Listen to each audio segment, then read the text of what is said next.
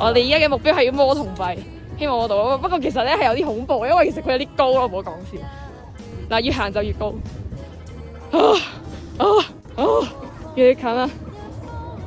我哋其實都係要落翻去㗎，我相信最近。佢俾人行到呢度碌咗，其實我想講係咪好多人過嚟？我真係覺得呢個招財係冇人嘅。我小心臟受唔到啦，受唔住啊！啲人就話咧，左邊同右邊都要摸下去。